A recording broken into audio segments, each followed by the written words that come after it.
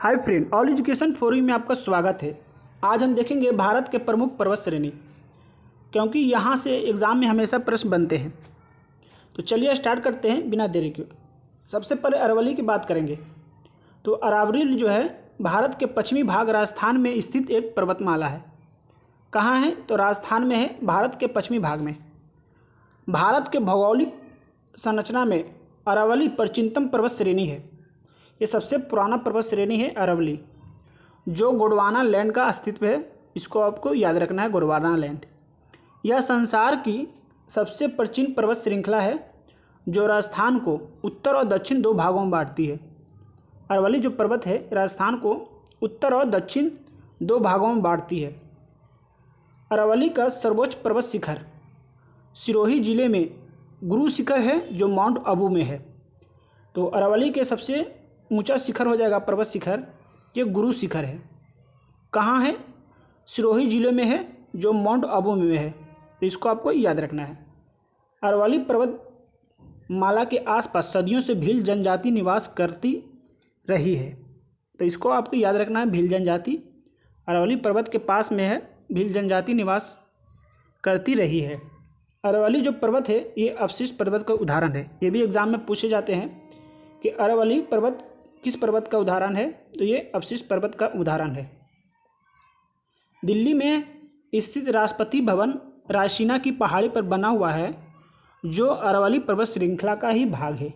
इसको आपको याद रखना है। तो अरावली से क्वेश्चन बन गया है कि सबसे पहले राजस्थान में है, ये भारत के पश्चिमी भाग में है, यह सबसे प्राचीनतम पर्वत श्रेणी है और ये गोंडवाना लैंड का अस्तित्व है। इसको आप याद रखना है। और हो गया कि राजस्थान के उत्तर और दक्षिण दो भागों में बांटती है।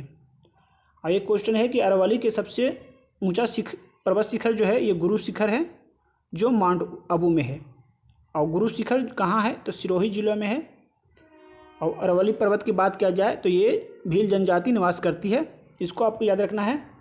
और अरावली पर्वत ये अवशिष्ट पर्वत का उदाहरण है, ये भी आपको याद रखना है। और दिल्ली में स्थित राष्ट्रपति भवन रायसीना की पहाड़ी पर बना हुआ है, ये भी अरावली पर्वत श्रृंखला का ही भाग है। इतना आपको याद रखना है। नेक्स्ट देखेंगे गॉडविन ऑस्टिन यानी केटू। केटू की बात किया जाए तो यह काराकोरम पर्वत श्रेणी का भाग है। इसकी ऊंचाई 8611 मीटर है। यह भारत का सर्वोच्च पर्वत शिखर है।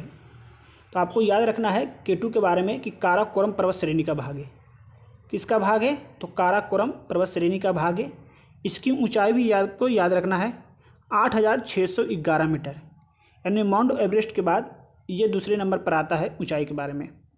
तो 8611 मीटर जो है केटू का ऊंचाई है। यह भारत के सर्वोच्च पर्वत शिखर है। तो इसको आपको याद रखना है यहाँ तक। नेक्स्ट है नंगा पर्वत। तो नंगा पर्वत की बात किया जाए, यह हिमालय पर्वत का भाग है। इसकी ऊंचाई की बात किया जाए 8124 मीटर है।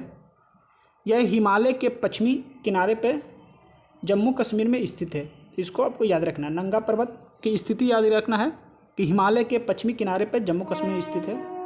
यह हिमालय पर्वत श्रेणी का ही भाग है। तो नंगा पर्वत आपको याद रखना है। उसके बाद में आता है नंदा देवी। तो नंदा देवी की बात किया जाए तो ये उत्तराखंड में है। यह भारत की दूसरी सबसे ऊंची पर्वत चोटी है। नंदा जो देवी है यह भारत की दूसरी सबसे ऊंची पर्वत चोटी है। यह बृहद हिमालय का भाग है। तो नंदा देवी के बारे में याद रखना है, यह बृहद हिमालय का भाग है। यह उत्तराखंड में है और यह भारत की दूसरी सबसे ऊंची चोटी है। इसकी ऊंचाई की बात किया जाए तो 7818 मीटर इसकी ऊंचाई है।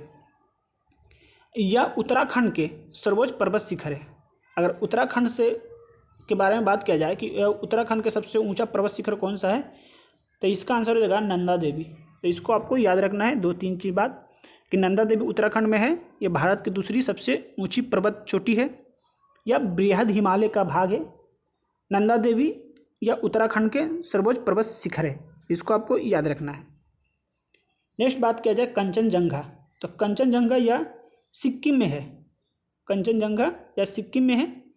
कंचनजंगा भारत के सबसे ऊंचा पर्वत चोटी है।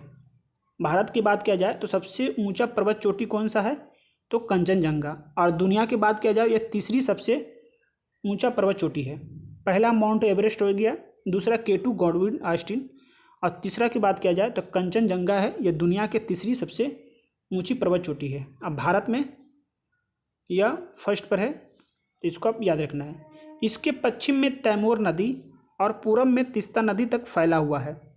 कंचनजंगा की बात किया जाए तो इसके पश्चिम में तैमूर नदी और पूरब में तीस्ता नदी तक फैला हुआ है। कंचनजंगा पर्वत पूर्वी नेपाल और भारत के सिक्किम में स्थित है। कंचनजंगा की स्थिति की बात किया जाए तो यह पूरब में नेपाल और पश्चिम और भारत के सिक्किम में स्थित है। यह बृहद हिमालय का भाग है। कंचनजंगा जो है यह कौन से हिमालय का भाग है, तो ये बृहद हिमालय का भाग है। इसकी ऊंचाई की बात किया जाए तो 8,588 मीटर, 8,588 मीटर। यह सिक्किम और नेपाल की सीमा पर अवस्थित है। तो इसको अभी याद रखना है कंचनजंगा के बारे में 2-3 चीज़। यह सिक्किम में है और यह भारत की सबसे ऊंचा पर्वत चोटी है। पर्वत चोटी कंचनजंगा है और दुनिया के तीसरी सबसे ऊंची पर्वत चोटी है। यह पश्चिम में तैमूर नदी, पूरब में तीस्ता नदी तक फैला हुआ है। कंचनजंगा की बात किया जाए ये पूरब में नेपाल और भारत के सिक्किम में स्थित है। यह बृहद हिमालय का भाग है। इसको आपको याद रखना है। ऊंचाई भी आपको याद रखना है 8588 मीटर और सिक्किम और नेपाल के सीमा पर स्थित है। उसके बाद बात किया जाए नामचा बरवा, तो नामचा बरवा की स्थिति देखिए, दक्षिण पूर्व तिब्बत में हिमालय पर्वतमाला का एक पर्वत है। कहाँ है, तो दक्षिण पूर्व तिब्बत यानी चीन में, तिब्बत में हिमालय पर्वतमाला का एक पर्वत है। यह पहाड़ हिमालय के सबसे पूर्वी छोर पर स्थित है। यह जो पहाड़ है नामचा बरवा, यह हिमालय के सबसे पूर्वी छोर पर स्थित है। यह हिमालय के नामचा बरवा हिमाल नामक पर्वतीय श्रृंखला का सदस्य माना जाता है। यारलुंग सांगपो नदी इस पहाड़ तक तो पूरब की ओर चलती है, लेकिन फिर इसके इर्द गिर्द मुड़कर दक्षिण रूप में चलती है और भारत के अरुणाचल प्रदेश राज्य की तरफ निकल जाती है। यह काराकोरम पर्वत श्रेणी का भाग है। इसकी ऊंचाई की बात किया जाए 7756 मीटर है। तो नामचा बरवा की बात किया जाए, इसमें इम्पोर्टेंट क्या क्या है कि ये सबसे पहले स्थिति दक्षिण पूर्व तिब्बत में हिमालय पर्वत का भाग है, दक्षिण पूर्व तिब्बत। और इसकी बात किया जाए, इसमें याद करना है यारलुंग सांगपो नदी इस पहाड़ के पूरब की तरफ चलती है। उसके बाद यह भारत के अरुणाचल प्रदेश की तरफ यह काराकोरम श्रेणी का भाग है। ये इंपॉर्टेंट है कि नामचा बरवा किस पर्वत श्रेणी का भाग है, तो काराकोरम। जो अपना K2 जो है वो भी काराकोरम का भाग है और नामचा बरवा ये भी काराकोरम का भाग है। इसकी ऊंचाई की बात किया जाए 7756 आपको याद रखना है। नेक्स्ट चलते हैं माउंट आबू। तो माउंट आबू की बात किया जाए तो अरवली पर्वत श्रेणी का भाग है। इसकी ऊंचाई 1722 मीटर है। यह राजस्थान के सर्वोच्च पर्वत शिखर है जिसे गुरु शिखर कहते हैं। तो माउंट आबू की बात किया जाए तो इसमें राजस्थान के सर्वोच्च पर्वत शिखर कौन सा है राजस्थान के, तो माउंट आबू हो जाएगा। इसे गुरु शिखर भी कहते हैं। तो माउंट आबू को क्या कहते हैं, तो गुरु शिखर कहते हैं। इसका 2-3 चीज़ आपको याद रखना है कि माउंट आबू अरवली पर्वत श्रेणी का भाग है। यह राजस्थान के सबसे ऊंचा शिखर है, इसे गुरु शिखर कहते हैं माउंट आबू को। उसके बाद नेक्स्ट देखेंगे अमरकंटक के बारे में। तो अमरकंटक है यह मैकाल पर्वत श्रेणी का भाग है। अमरकंटक मैकाल श्रेणी का भाग है। इसकी ऊंचाई 1066 मीटर है। यहीं से नर्मदा और सोन नदी का उद्गम होता है। तो इसमें 2 चीज़ याद रखना है। अमरकंटक या मैकाल पर्वत श्रेणी का भाग है। यहाँ से नर्मदा और सोन नदी का उद्गम होता है। तो नर्मदा और सोन नदी का उद्गम अमरकंटक से होता है। यहाँ तक आपको याद रखना है। उसकी बात किया जाए धूपगढ़। तो धूपगढ़ क्या है, यह सतपुरा पर्वत श्रेणी का भाग है। धूपगढ़ सतपुरा पर्वत श्रेणी का भाग है। इसकी ऊंचाई 1350 मीटर है। यह अरवली पर्वत के पूर्वी भाग जिसे महादेव के नाम से भी जाना जाता है पर स्थित है। पंचमढ़ी इसी के निकट स्थित है। तो इसमें आपको 2-3 चीज़ याद रखना है धूपगढ़ में कि सतपुरा पर्वत श्रेणी का भाग है। धूपगढ़ सतपुरा पर्वत श्रेणी का भाग है। यह अरवली पर्वत के पूर्व भाग में जिसे महादेव के नाम से जाना जाता है में स्थित है। अब पंचमढ़ी इसी के निकट स्थित है धूपगढ़ के। तो इसको आपको याद रखना है। नेक्स्ट है अन्नामुंडी। तो अन्नामुंडी जो है अन्नामलाई पर्वत श्रेणी का भाग है। अन्नामुंडी या अन्नामलाई पर्वत श्रेणी का भाग है। इसकी ऊंचाई 2695 मीटर है। यह दक्षिण भारत का सर्वोच्च चोटी है। क्या है? दक्षिण भारत का सर्वोच्च चोटी की बात किया जाए तो अन्नामुंडी है। तो इसको आपको याद रखना है दो चीज़, कि सबसे पहले यह अन्नामलाई पर्वत श्रेणी का भाग है और यह दक्षिण भारत की सबसे ऊंची चोटी है। नेक्स्ट बात किया जाए दोदा बेटा। यह नीलगिरी पहाड़ी पर्वत श्रेणी का भाग है।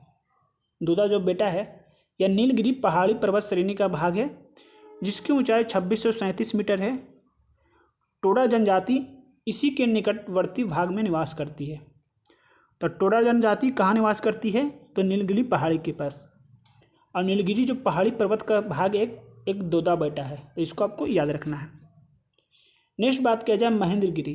तो महेंद्रगिरी की बात किया जाए यह पूर्वी घाट की पहाड़ी है। महेंद्रगिरी कहाँ है? तो पूर्वी घाट की पहाड़ी है। इसकी ऊंचाई 1501 मीटर है। यह उड़ीसा के गंजम जिले में स्थित है। उड़ीसा के गंजम जिले में पूर्वी घाट में सर्वोच्च शिखर है। यह पूर्वी घाट का सर्वोच्च शिखर है। यह गंजम जिला में है उड़ीसा के। तो इसको आपको याद रखना है दो चीज़ महेंद्रगिरी के बारे में। यह पूर्वी पहाड़ी का भाग है और यह उड़ीसा के गंजम जिले में स्थित पूर्वी घाट का सर्वोच्च शिखर है। तो यहाँ तक आपको याद हो गया। तो आज के लिए इतना ही। अगर वीडियो पसंद आए तो लाइक करें, सब्सक्राइब करें। तब तक के लिए धन्यवाद।